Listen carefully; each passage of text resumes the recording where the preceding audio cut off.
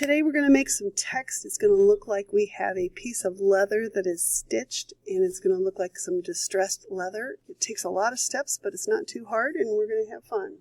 So I'm going to create a new document. The very first thing I'm going to do is I'm going to make this document 1800 pixels wide, 1200 pixels tall, and resolution 72, and the background contents, we can just have those be white, and I'll go ahead and click OK.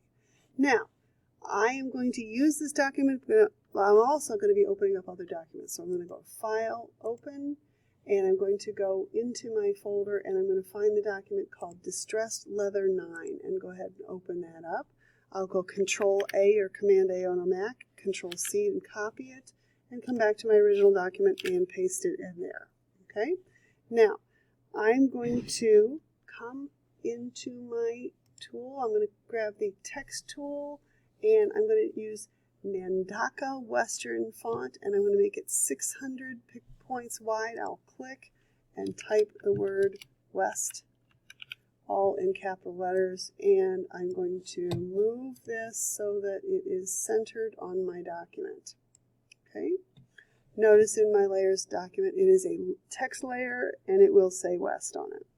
Okay, now I need a pattern to apply this to, so I'm going to go back here. I don't want this huge pattern here, so I'm going to deselect. I'm going to use the marquee selection tool, and I'm just going to hold down the Shift key and select a little square. I will go to Edit, Define, New Pattern, and I'm going to call it Leather. And click OK. Now I'll come back here. In the FX layer, I'm going to click and hold. I'm going to go down to Pattern Overlay. And I will click here and I will select that new pattern that I have. If you see the scale here, if you make this smaller, see how it looks checkerboard? You want to make sure that you adjust it so you don't get your checkerboard going. If some of it shows, that's okay. It's going to hide later, but make it a little bit bigger. And then your opacity, change that to around 65 or 70%. Next, we're going to click right over here. We could click OK and then go back to FX. Otherwise, we could just go here and click on Color Overlay, and we're going to click and we'll change our color overlay to 433A32, and the opacity is going to stay the same, but our blend mode will change to overlay. And at this point, I think you'll see it starting to look a little bit better. Okay? Now we're going to go, and I clicked OK, that's all right. So we'll go back here and we'll go to Bevel and Emboss, and we'll add a Bevel and Emboss adjustment. The depth is going to be 100. Oh, by the way, let's save us some little work. Let's click on Reset to Default so it changes and we don't have anything left over from before, because sometimes you might change a blend mode that you don't see. So always start with Reset to Default so that it starts off fresh. The depth is going to be 100. The size is 6. The soften is going to be 2 pixels. My angle will be 30.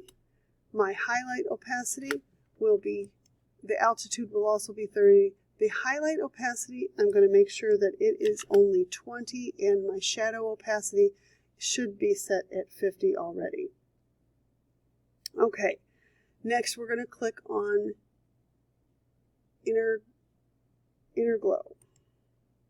We will change the blend, well, let's reset it. We're going to change the blend mode to overlay, the opacity to 100%. In the element section here, we're going to change the size to 40 pixels, 40. Okay? And now we will go to our drop shadow. And so we're going to click on the drop shadow. And for this, we will reset it to the default. We will change the blend mode to multiply. If it's not already there, it should be. The opacity to 100%. Angle will now be 120. Distance 5. Spread 0. size 8, and then that's it. That's it for that one. Okay. Now click OK. So now we have something that looks like this. Now, I can still see the box for my pattern overlay. So I'm going to go back to my pattern overlay, and I'm going to click here, and I'm going to switch it to one of my other ones that I made earlier. So sometimes if you make it too small, it just doesn't look as good. So you might need to make that again. But notice that pattern overlay looks a lot better on this one now. We're going to control click on this layer to get it selected. And I'm going to create a new layer and drag it underneath the text layer that I have. I'm going to rename it Shadow 1. Okay, so with that layer selected, I'm going to go to Edit and Fill, and because I have it selected, it's only going to fill those letters, and I want to fill it with black. And click OK. As soon as I do, now keep in mind that it's underneath this layer, so you can't see that. So when you turn it back on, you think, oh, nothing's changed. I'm going to Control D to deselect, but I'm going to go to Filter. And by the way, while we're doing this, let's just hide this so we can see what we're doing here. Let's go to Filter, Blur, Gaussian Blur, and I'll make it be about 12 pixels. So I'm just giving it a little bit of a shadow. And I'm going to reduce the opacity of that entire layer to about 75%. So it doesn't have to be exact, just about that. Okay? Now, I'm going to change this shadow so it shows a little bit more. So I'm going to go to Edit, Transform, and Warp. And I'm going to move this in a little bit. And maybe move the outside part a little bit out. And then just to make sure I see what it's doing, I'm going to turn on my other layer.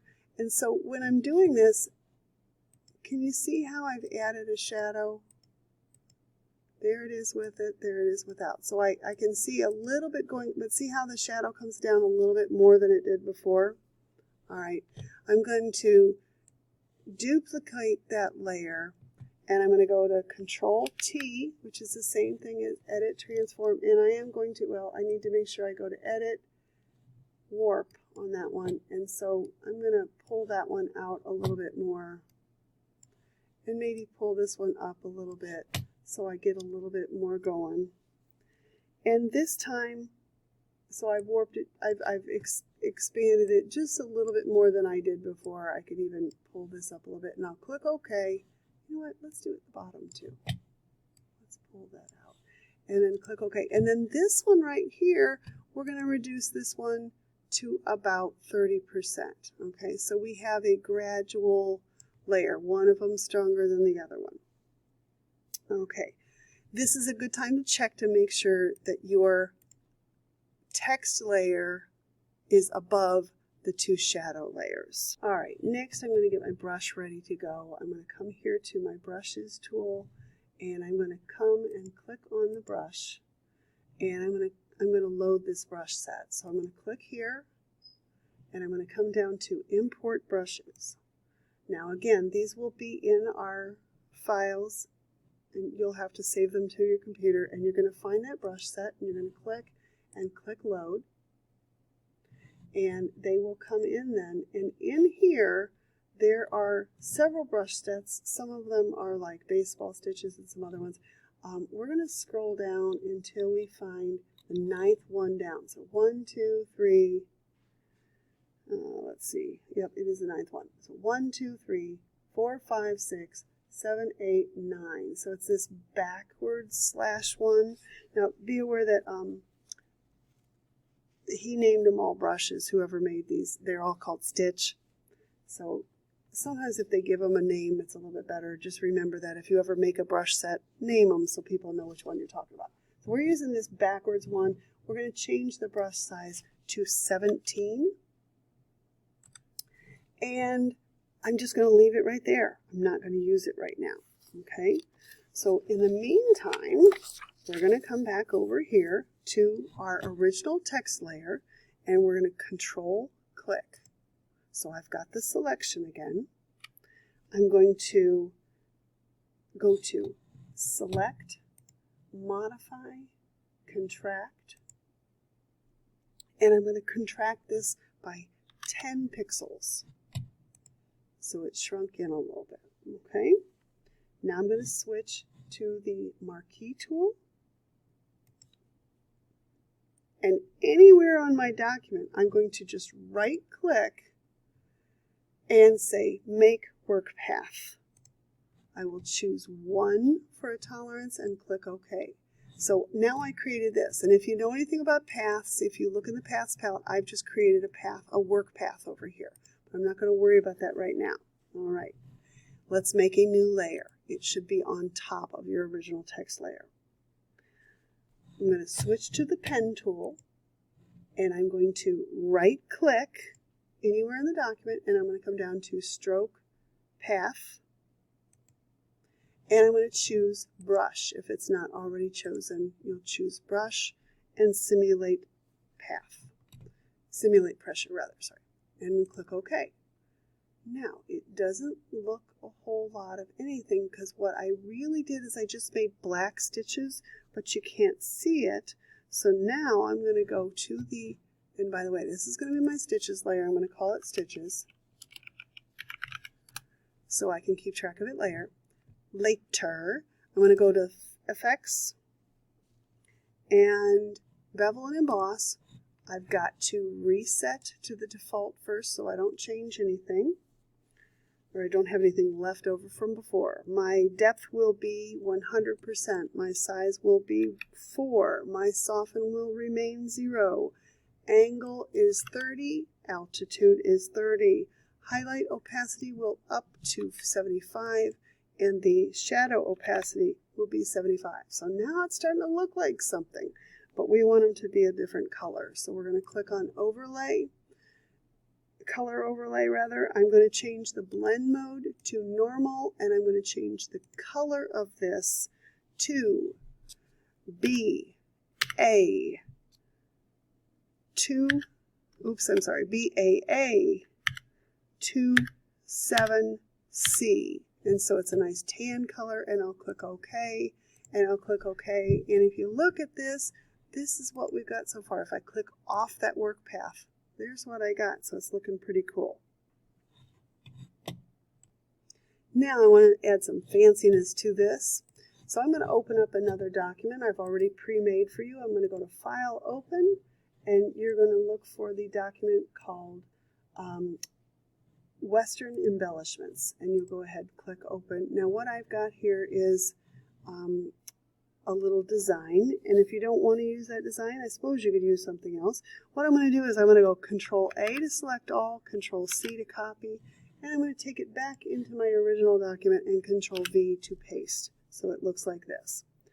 I'm going to resize this thing, so I'm going to go to Edit, Transform, and Scale, and I'm going to resize this and move this down, and I've got to figure out how big I'm going to make it so that it fits, so it's centered and right at the bottom where I want that to show up. Once I got it the way I like it, I'm going to commit that layer. Now it's time to create a path. So I'm going to go over here to my Paths palette, and I'm going to click to make a new path. And I'm going to switch to my pen tool, and I will click, and I will make this new pen tool. Now this may take you a little bit of work, and that's okay. You'll get used to it. I know I make it a little bit easier because I've been doing it for years, but you don't have to do it perfect, that's for sure. Okay? Once I've got this path, here's what this is the important part. I've got it. I'm going to click off of it and then click back on it again, so select it, and therefore I can start drawing another path on the same layer again. Now, I don't like how that turned out, so I'm going to have to use the direct selection tool and adjust that a little bit so it lines up a little bit better. And you guys are going to have to do that quite a bit.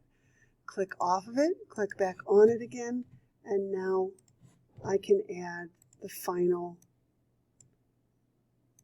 path on this. And again, I can adjust it as needed. Okay, so I just have the path, and if you need to go back and adjust this so it lines up a little bit better, you can. All right. Now that I have that path has been saved, now I'm going to click back over to my Layers palette. Now notice the path is selected. I'm going to click back over to my Layers palette, and I'm going to click on the brush tool again. And I need to make sure that I have that brush set the way I want. It is 17 points. It is the 9th one down. That's great. I'm going to, in the Layers palette here, remember this layer right here is my embellishment design that I have. I'm just going to click and create a new layer. I can hide that layer that I brought the embellishments over, and I'm going to go in my layer that I just created, and I'm going to call it Embellishments. And I didn't spell it right. It doesn't matter. I'm the only one who's going to see it, except for you guys, of course. Okay, so I am going to, with the pen tool selected, I'm going to right-click and say Stroke Path again.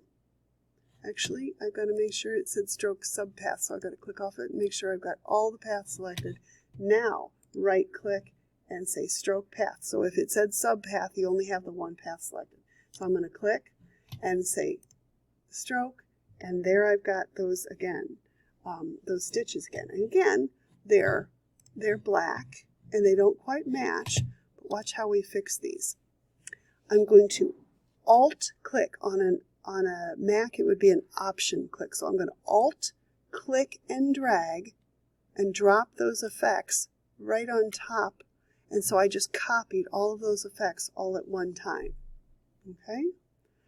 All right, so we've got the embellishments layer created, and I'm going to click on this embellishments layer, and I'm going to drag it to the new layer icon to make a copy of it. If you wanted to, you can rename this Embellishments 2. And then we're going to rotate that by going to Edit, Transform, and we're going to flip it vertically. And so now I make a copy of that. I'm going to grab the Move tool. Whoops, I grabbed the wrong one. Let's turn off Auto Select so I don't grab it by mistake. I'll make sure I have Embellishments 2 selected, and I'm going to click and move that up here. Now at this point, if you need to move those around so that they're centered a little bit, you can always do that. Just click on it, click on the Move tool, and again, turn off Auto Select. If you Auto Select turn on, it might grab the background layer or grab the wrong layer instead. All right. Now we're ready to add the stars. So we're going to create a new layer, and I am going to switch to the Polygon tool. And again, I'm going to right-click and reset that tool so that I start off fresh. By default, it wants to do a five-sided shape. However, I want to make sure that I'm drawing a star. So I am going to click and hold on here, and I'm going to come down to, see, I click on the gear, and I'm going to come down to Star and click. And then you can go ahead and leave this, how do you indent this stuff. You can adjust that later if you want, but right now I'm not going to. Before I do this, I am going to name this Star so that Star, so I remember what I've got here. And with the black selected, I'm just going to click. Star always draws from the center, so I'm going to click and drag and put that little star in there so it looks like this. Now, see how it's drawing a shape?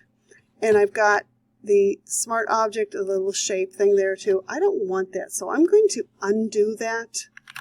And I'm going to make sure that I choose here. I want to make sure I choose pixels because I do not want to have that. So let's try that again and click and drag.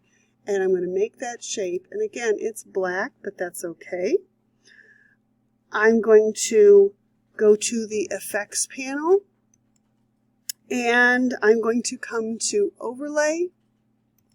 For the overlay, I'm going to change the color to 22170C. So I've got a nice dark brown color. And my opacity, I'm going to make it about 90%. So it's a little bit darker brown, but not completely dark brown. I'm then going to add an inner shadow. The inner shadow will be, the opacity will be 75% of it. Let's reset that to its default. We're going to make this 75%. And the color, I will make it 22170C again. And the angle will be 30 degrees. Distance should be 5. Choke is 0. Size is 7. Now let's click on drop shadow and add a drop shadow to this layer. The drop shadow again, let's reset it to the default. I'm going to make the opacity 25%, the angle 30, distance 6, spread is 0, and the size will be 4 pixels. Okay, so now my star has just a little bit of a stamped look on that leather. I'm going to duplicate this layer and move it. I'll duplicate that layer, switch the move tool, and I'm going to move that over to here. And again, I'm going to duplicate it again and move that down here and duplicate it one more time and move that over there. Now you can take some time to adjust those and make them go exactly where you want them to go. All right, I took some time and I rearranged those and made them line up a little bit better. I've got so many layers going on here in the layers palette. First of all, I'm going to condense these and make them a little bit smaller. But I'll tell you what I'm going to do. I'm going to select the first one, hold down the Shift key, select the last one, and I'm going to come up here and I'm going to say New Group from Layers, and I'm going to call this the Embellishments layer. I'll call it the Embellishments group and click OK, just so that I just had too many layers going. If I need to adjust those layers, I can always open these up and adjust them one at a time, but right now it's just going to keep it a little bit neat and tidy. Okay, I'm going to create a new layer above this. I'm going to call it Light Source. Okay. I'm going to flip-flop my colors. I'm going to use a big white brush. I'm going to make sure I switch back to the regular default brushes. General, we're going to choose a soft round brush, and I'm going to make it nice and big. Crying out loud. Okay, let's make it about 700. Okay, maybe 900. Okay, so I'm going to go here, and I'm going to click right in the middle, and I'm just going to, with my full pressure, full opacity, I'm going to click right here in the center, one big whack with that light to create light source. But then I'm going to change that blend mode to overlay, so it now interacts with it. So you can see the center of that is a little bit lighter. Okay, now we're going to create another layer, and we're going to call this Shadows.